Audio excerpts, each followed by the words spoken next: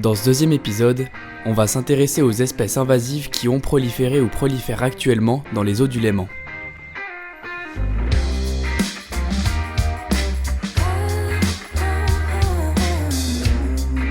Pour ce faire, on s'est rendu à la pêcherie de Champier-Henri Daniel à Clarens pour qu'il nous parle de ses expériences avec les espèces invasives. On a aussi pu interviewer Pascal Mulatieri, président de l'ASL, qui connaît parfaitement le sujet.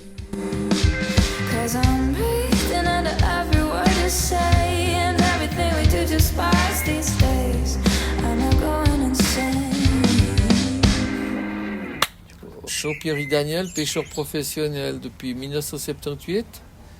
Alors j'ai vu toutes les variétés d'années de pêche, des hautes, des grandes pêches, des petites pêches. Il y a eu de toutes sortes de modifications. Des espèces de poissons qui ont diminué, d'autres qui ont pris le dessus. Il n'y a pas une année qui se ressemble à la pêche. Alors on est confronté depuis longtemps à des espèces invasives, que ce soit microscopiques ou bien des espèces macro-invasives comme la moule quagga. Alors, je m'appelle Pascal Mulatieri et je suis hydrobiologiste. Je suis président de l'Association pour la sauvegarde du Léman et surtout, je travaille comme hydrobiologiste au sein de mon entreprise qui s'appelle Biolo SARL. Alors, la moule quagga est une espèce qui est arrivée il y a un petit peu plus de 6-7 ans en arrière dans le Léman. Elle est arrivée rapidement. Les premières observations, ça date de 2015, si je dis pas de bêtises. Et puis, elle est arrivée très rapidement depuis la mer Noire, son bassin d'origine. Parce qu'elles sont partout. Elles vont jusqu'à 200 mètres de profondeur. Avant, on avait la moule Dresna qui est venue dans les années 60, qui a commencé à Montreux, justement, parce que il y a des bateaux qui transitaient à travers l'Europe. Et puis, il faut savoir que les bateaux, ils étaient en bois dans le temps. Alors, quand vous sortez un bateau en bois, il garde de l'humidité. Puis, comme il y a le ski nautique à Montreux, il les mettait à l'eau là. Et puis, il y a ces petites moules qui ont survécu sous la quille des bateaux ou bien à l'intérieur des moteurs. Et puis, quand ils ont mis en route ou bien au lac, ils se sont dispersés dans le lac, puis ça a créé une invasion. Et puis déjà rien qu'à cette époque-là, c'était déjà pas simple. Hein. Alors maintenant qu'elle allait jusqu'à 25-30 mètres de fond, puis celle-là qui va jusqu'à 200 mètres de fond, je peux vous dire que les filets, quand c'est plein de moule quagga, qu'il y a du courant qui se couche au fond, vous relevez un filet, il fait 30 à 40 kilos de coquilles des fois. Alors, et puis il faut les sortir. Hein. Et dans le filet, il y a combien de kilos de poissons par rapport à ces... Est-ce que vous savez Quand il y a des moules quagga, il n'y a pas grand-chose. Okay. Parce que le filet il se couche au fond, et puis si le filet il se couche au fond, qu'il reste croché dans les moules, il pêche pas parce qu'il doit être debout. Vous voyez, il faut que ça soit... C'est comme si vous avez un port avalanche qui est couché, il va pas retenir l'avalanche. Hein. Ouais, okay. C'est la même chose. Alors, vous avez les poissons... si vous avez beaucoup de poissons qui se prennent, et puis après eux qui vont se frotter dans les moules quagga, vous remontez les deux. Les moules quagga plus les coquilles. Et elle a pratiquement supplanté une autre espèce qui était aussi une invasive, qui était la moule zébrée. Quagga, sa particularité, c'est qu'elle descend très profond, ce que n'était pas le cas pour la moule zébrée, ce qui fait qu'elle pose des problèmes pour les infrastructures de loisirs et les infrastructures techniques, comme les pompages lacustres. Et pour la biodiversité, elle occupe la majeure partie des substrats. Les substrats qui étaient nus autrefois dans les tombants, au-delà de la zone biogène, au-delà de la zone des 10 mètres, dès qu'il n'y avait plus trop d'herbiers, ou des herbiers moins denses, elle recouvre l'entier des substrats. Donc elle fait une compétition importante en termes d'habitat pour les espèces. Maintenant, on ne sait pas exactement ce que ça entraîne, et on saura dans les années à venir.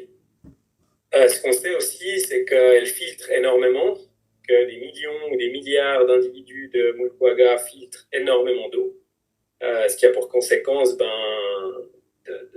prendre ou de soustraire du phyto et du zooplancton à la chaîne trophique.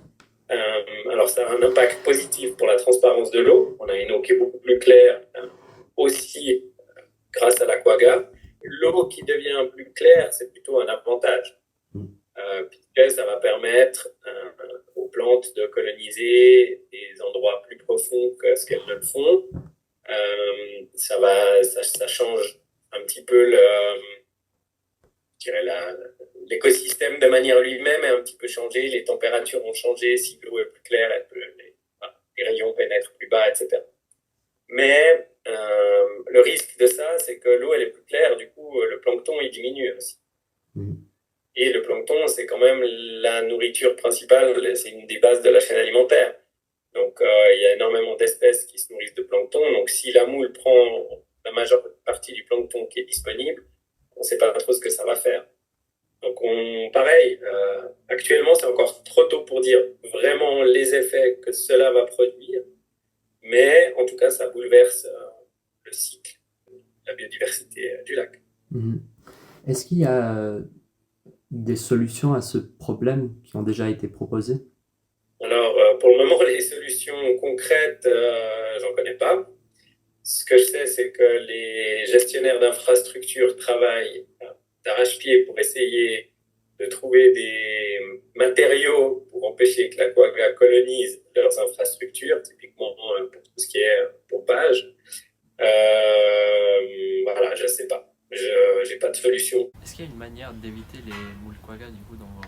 Il n'y a pas de manière, non. C'est comme ça, la moule quagga. Qu'est-ce qu'on veut y faire? Quand on avait demandé qu'on désinfecte les bateaux, chaque fois qu'ils passent la frontière avec des bateaux, qu'ils les mettent dans des piscines, qu'ils fassent marcher le moteur, et puis qu'il y a des désinfectant dedans pour que ça tue ces bestioles, ben, on nous a dit que c'était trop cher. Ben, maintenant, on paye le prix parce que ça coûte des millions, hein. Toutes ces crépines à nettoyer, tous ces moteurs de bateaux qui s'étouffent parce que les coquilles poussent à l'intérieur. Voilà. Ouais, et puis elles se mettent dans les... Elles remplissent les tuyaux aussi. Mais oui, ça glutine dedans, ouais, ça obstrue les tuyaux, et puis tout le reste. Puis pour la durabilité de la pêche, parce que on pense que les pêcheurs professionnels, ils vident le lac.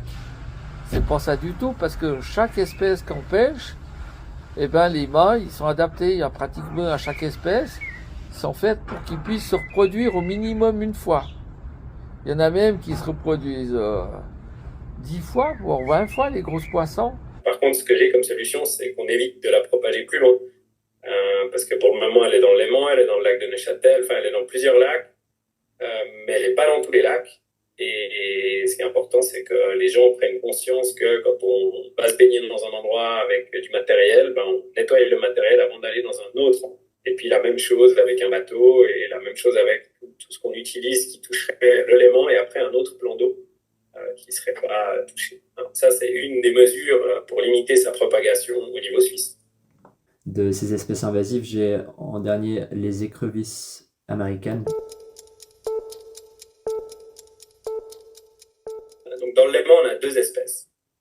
On a ce qu'on appelle l'écrevisse américaine, Sensu strictu, et puis on a l'écrevisse signale. Ces deux espèces, il y a fort longtemps, on les a amenées pour des besoins alimentaires parce qu'elles avaient des croissances rapides. Et puis, on ne savait juste pas que ces espèces étaient porteuses saines de ce qu'on appelle la peste de l'écrevisse. Ces espèces, c'est pas le même type de concurrence que la renouée ou que la moule quagga dont on vient de parler. Elles ont transmis une maladie aux écrevisses indigènes qui les a éradiquées, en tout cas du Léman, ça c'est sûr. Enfin, on n'a pas d'observation d'écrevisses indigènes depuis un certain temps, donc on suppose qu'elle est disparue.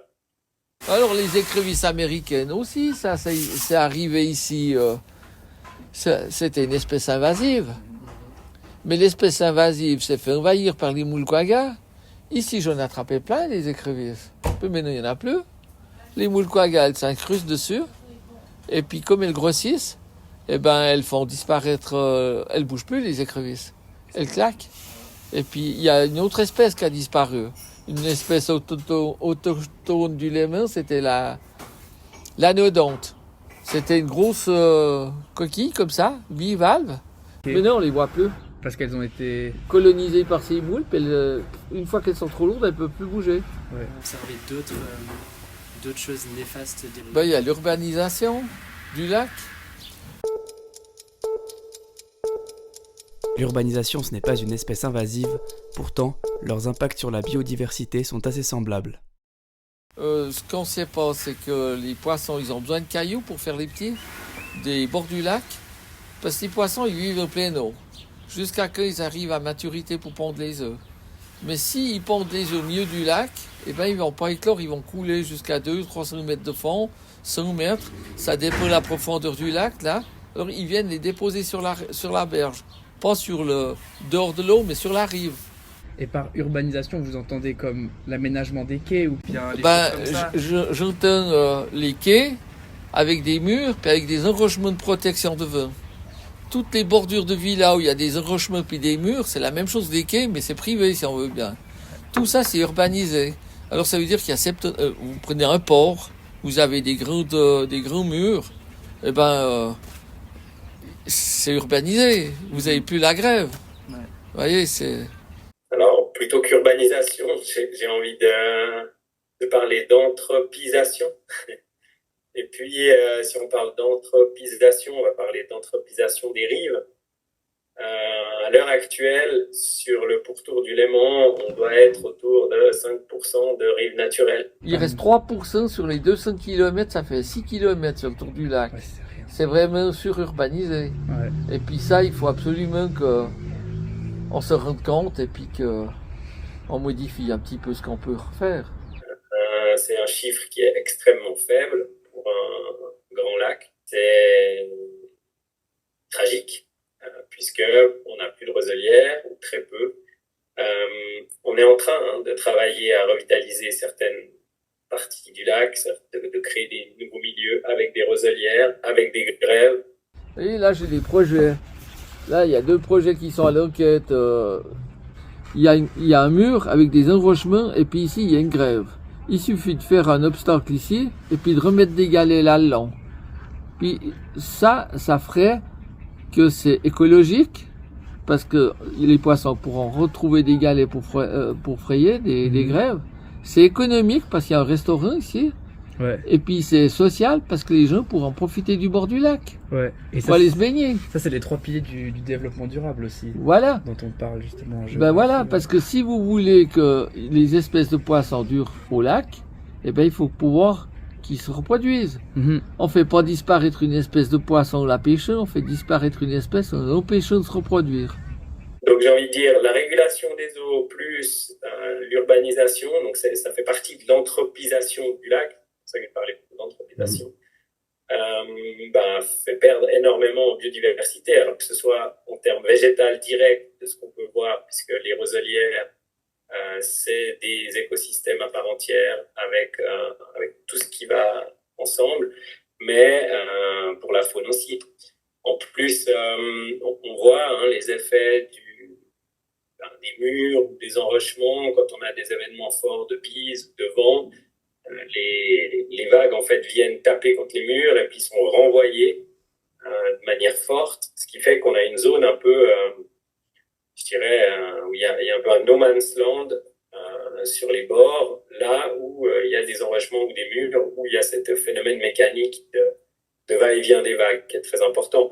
C'est-à-dire que dans une zone de bordure proche des murs, on a très peu d'espèces qui peuvent s'installer parce que ces mouvements de va-et-vient, ça fait rouler les cailloux. Donc les plantes, elles n'aiment pas quand on vient avec quelque chose de mécanique frotté sur la plante. Donc elle ne va pas s'implanter là. Et puis les petites bêtes, elles n'aiment pas trop être chahutées de gauche à droite, de droite à gauche de manière violente avec des galets qui viennent sur leur tête. Donc c'est une zone qui est très pauvre en termes, qui devrait être la plus riche et en fait relativement pauvre. Dans des zones en pente douce, avec la présence de plantes aquatiques, avec la présence de greffes caillouteuses, on a un potentiel d'espèces beaucoup plus important. Vous voyez, une grève, ça sert à beaucoup de choses. Lieu de loisirs, aller à la pêche, vous pouvez faire de la lecture, vous pouvez faire des ricochets, vous pouvez faire tout ça. Voyez, quand vous voyez une grève, vous pensez jamais qu'il y a toute cette vie qui se fabrique là. La grève, c'est le moteur de vie de tout le lac. On a également profité de faire un lien avec l'épisode 1 de la série en demandant à Champier Henri Daniel quelques renseignements sur les microplastiques. sur les microplastiques. Ou juste si vous avez quelques éléments. Les microplastiques. Déjà, tous ceux qui jettent des plastiques dans la nature, que ce soit dans la forêt, en montagne ou n'importe où, il faut savoir que ça ne se détruit pas. Puis sitôt que c'est emporté par les eaux, qu'il y a un gros orage ou bien du vent, qui les chasse dans une rivière puis qui finissent au lac, dans la rivière, ils finissent au lac, puis après dans le lac, elles sont transportées, parce que le plastique en général il flotte, ils sont transportés sur les bords, et puis quand ils arrivent dans les enrochements, ils se coincent dans les enrochements. Ouais. Et puis quand ils sont coincés dans les enrochements, il suffit d'une tempête. Une tempête, c'est toutes les 6 ou 8 secondes, il y a une vague. Ça veut dire, admettons 6 secondes, ça veut dire 10 vagues à la minute. 10 vagues à la minute, vous faites x 60, ça fait 600 vagues à l'heure. Si la tempête dure 10 heures, ça fait 6000 vagues. Ça veut dire qu'il fait 6000 fois comme ça. Et puis comme il frotte dedans, il s'use et ça fait des microplastiques, des micropolluants, c'est des microplastiques qui se dispersent dans le lac. Alors ça fait que si, admettons, vous avez un sac plastique qui est là-bas dedans, et il va disparaître. Vous le voyez plus, mais c'est toutes des microparticules qui sont dispersées dans le lac. Vous savez qui c'est qui fournit le plus de microplastiques naturellement?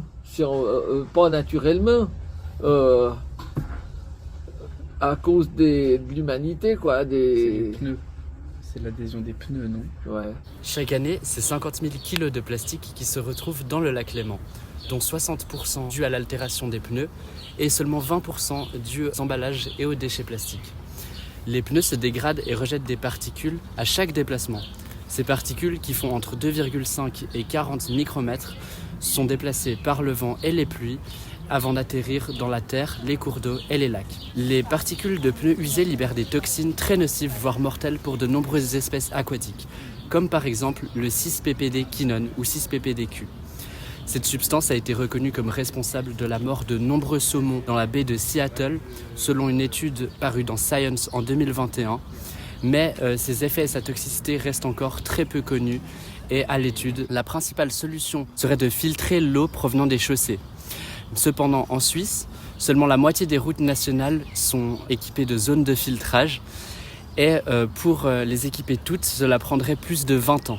Une autre manière de limiter l'arrivée des poussières de pneus dans l'environnement, c'est des choses qui sont de plus en plus mises en place sur les bords de route. Ça s'appelle les SETAC, c'est en fait des systèmes de récupération de eaux de ruissellement. Donc c'est des petites zones humides en bordure des routes où en fait les plastiques vont s'accumuler et ensuite ce sera curé de manière régulière pour envoyer ensuite les boues en station de traitement. Okay. C'est pas idéal, mais ça permet de réduire un petit peu l'arrivée dans l'environnement.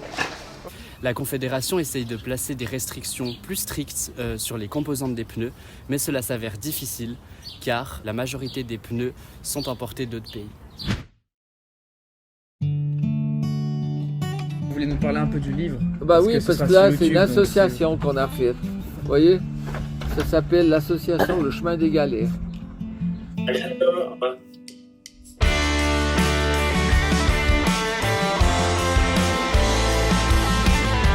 Comme nous avons pu le voir dans cet épisode, les moules quaggas représentent un réel danger pour la faune et la qualité de l'écosystème lacustre.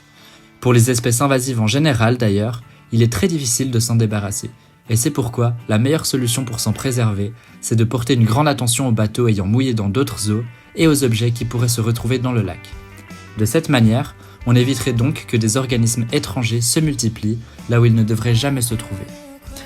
Un grand merci à Henri-Daniel Champier d'avoir accepté un interview et d'avoir pris de son temps pour répondre à nos questions. Merci également à Pascal Moulatieri pour avoir accepté notre demande d'interview et répondu à nos questions sur le sujet.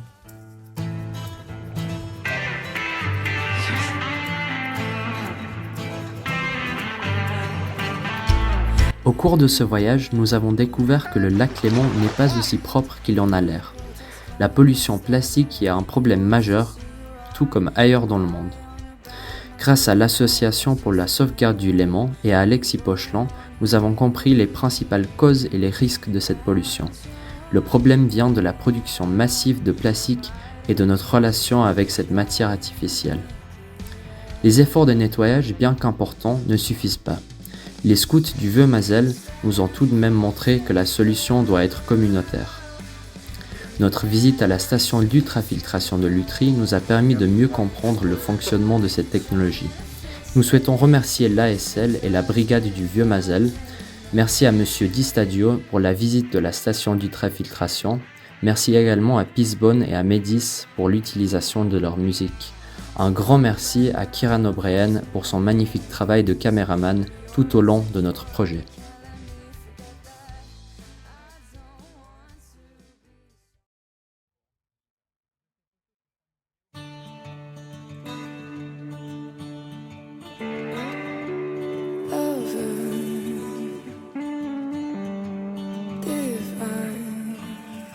Forget what I said. I noticed all my dreams coming true, coming for you. I painted grasses greener, rocks to see them shine. Planet thorns in the back of your